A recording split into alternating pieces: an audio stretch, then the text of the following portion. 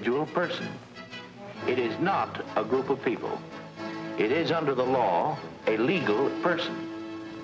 Imperial Steel Incorporated has many of the legal rights of a person. It can buy and sell property. It can borrow money. It can sue in court and be sued. It carries on a business. Imperial Steel, along with thousands of other legal persons, is a part of our daily living. It is a member of our society. Having acquired the legal rights and protections of a person, the question arises, what kind of person is the corporation? Corporations were given the rights of immortal persons, but then special kinds of persons, persons who have no moral conscience. Like a human being, you expect to care about others or something like that. These are a special kind of persons which are designed by law to be concerned only for their stockholders and not, say, what are sometimes called their stakeholders, like the community or the workforce or whatever. The great problem of having corporate citizens is that they aren't like the rest of us. As Baron Thurlow in England is supposed to have said, they have no soul to save and they have no body to incarcerate. I believe the mistake that a lot of people make when they think about corporations is they think, you know, corporations are like us. General Electric is a kind old man with lots of stories. Nike. Young. Energetic. Microsoft. Aggressive. McDonald's. Young, outgoing, enthusiastic. Monsanto. Immaculately dressed. Disney. Goofy. The Body Shop. Deceptive. Very lovely. Do you know what the Body Shop is? Nope. They think they have feelings, they have politics, they have belief systems. They really only have one thing, the bottom line. How to make as much money as they can in any given quarter. That's it. Of course they make a profit, and it's a good thing. That's the incentive that makes capitalism work, to give us more of the things that we need. That's the incentive that other economic systems lack. People accuse us of only paying attention to the economic leg because they think that's what a business person's mindset is. It's just money. And it's not so, because we as business people know that we need to certainly address the environment, but also we need to be seen as constructive members of society. There are companies that do good for the communities. They produce services and goods that are of value to all of us, that make our lives better, and that's a good thing. The problem comes in the profit motivation here, because these people, there's no such thing as enough. And I always point out there's no organization on this planet that can neglect its economic foundation. Even someone, you know, living under a banyan tree is dependent on support from someone. The economic leg has to be addressed by everyone. It's not just a business issue. But, unlike someone under a banyan tree, all publicly traded corporations have been structured through a series of legal decisions to have a peculiar and disturbing characteristic. They are required, by law, to place the financial interests of their owners above competing interests. In fact, the corporation is legally bound to put its bottom line ahead of everything else, even the public good. That's not a law of nature. That's a very specific decision, in fact, the judicial decision. So they're concerned only for the short-term profit of their stockholders, who are very highly concentrated. Close to half the stock is owned by about 1% of the population, and the bottom 80% of the population hold about 4% of the stock. Being on the stock market, being a public company, is great in many ways, but it doesn't allow you time for reflection. It has to maximize its profits. Therefore, everything is legitimate in the pursuit of that goal. Everything. Not explicit, but everything. To whom do these companies owe loyalty. What does loyalty mean? Well, it turns out that that was a rather naive concept anyway, as corporations are always owed obligation to themselves to get large and to get profitable. In doing this, it tends to be more profitable to the extent it can make other people pay the bills for its impact on society. There's a terrible word that economists use for this called externalities. An externality is the effect of a transaction between two individuals on a third party who has not consented to or played any role in the carrying out of that transaction. And there are real problems in that area, there's no doubt about it. Running a business is a tough proposition. There are costs to be minimized at every turn. And at some point, the corporation says, you know, let somebody else deal with that. Let's let somebody else supply the military power to the Middle East to protect the oil at its source. Let's let somebody else build the roads that we can drive these automobiles on. Let's let somebody else have those problems. And that is where externalities come from, that notion of let somebody else deal with that. I got all I can handle myself. A corporation is an externalizing machine in the same way that a shark is a killing machine. Each one is designed in a very efficient way to accomplish particular objectives. In the achievement of those objectives, there isn't any question of malevolence or of will.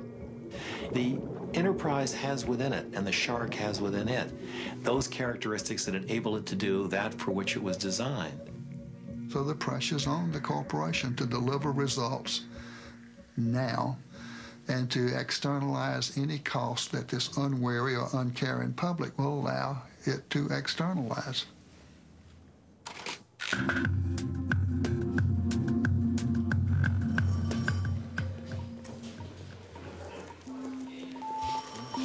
To determine the kind of personality that drives the corporation to behave like an externalizing machine, we can analyze it like a psychiatrist would a patient.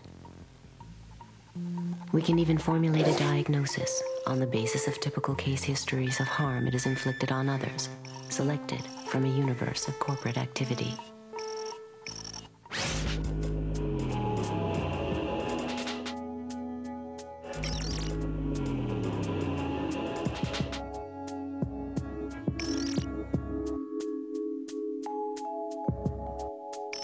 Well, this is the office of the National Labor Committee here in the garment area of New York City.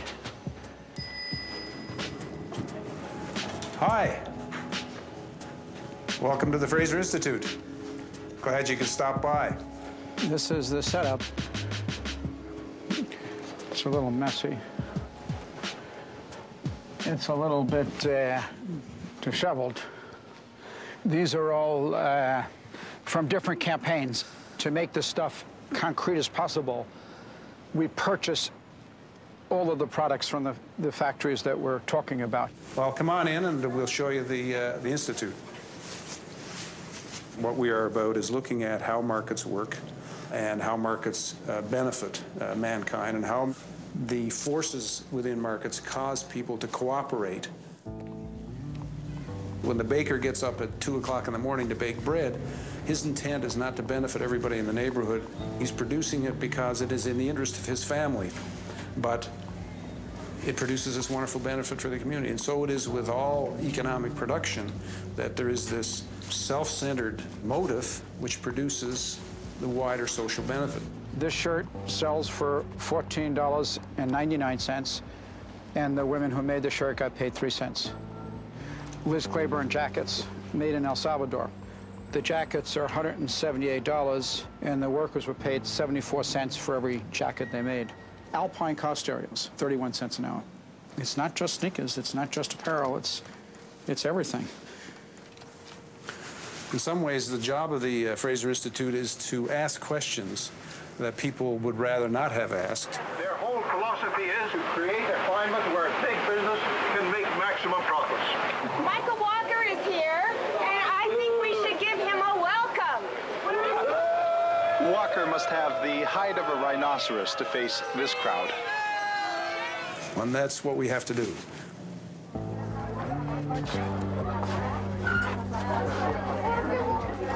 Do you have a chance to go to school?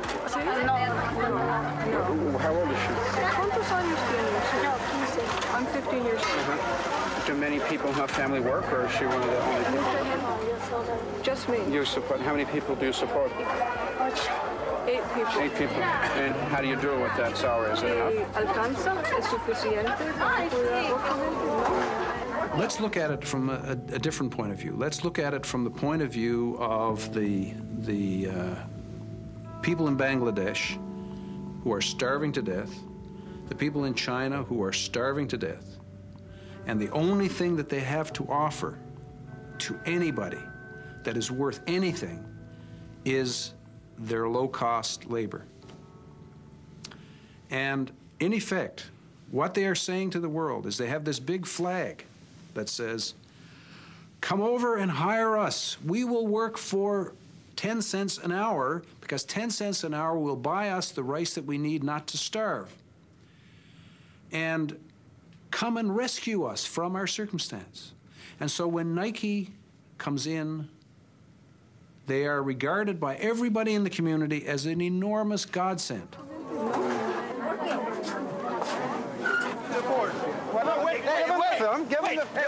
You don't have any of the protection to be here. The door was wide open. No. That's my clothes. Those are my clothes. No, this is not your clothes. Where's your camera? Let's leave. Don't touch the woman. Okay, why? Okay. This is a private company. Yes. Without permission, how can you come in? Well, the door was wide open, and door is wide open is for the employees, not for you. We went through the garbage dump in the Dominican Republic. We always do this kind of stuff. We dig around. All of that stuff, those boxes back there, all of that came out of the dump. One day, we found a big pile of Nike's internal pricing documents. Nike assigns a time frame to each operation. They don't talk about minutes. They break the time frame into 10,000ths of a second. You get to the bottom of all 22 operations to give the workers 6.6 minutes to make the shirt. It's 70 cents an hour in the Dominican Republic. That 6.6 minutes equals 8 cents. These are Nike's documents. That means the wages come to 0.3% of the retail price. This is the reality. It's the science of exploitation.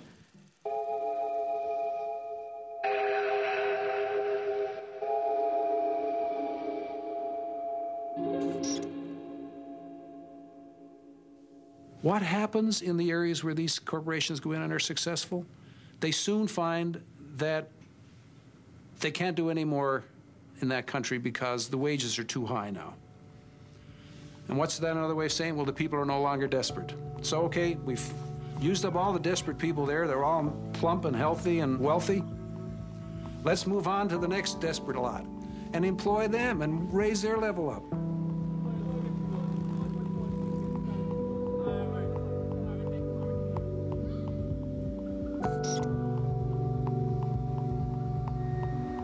Well, the whole idea of the export processing zone is that it will be the first step towards this wonderful new development. Through the investment that's attracted to these countries, there will be a trickle-down effect into the communities.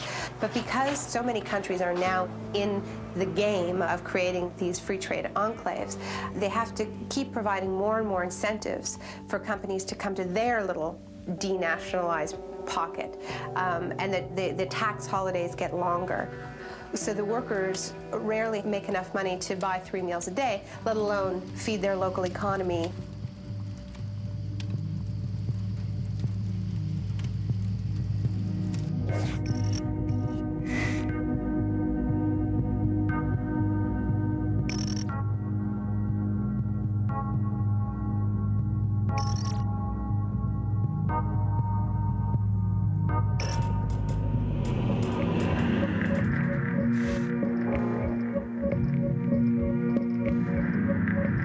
Something happened in 1940.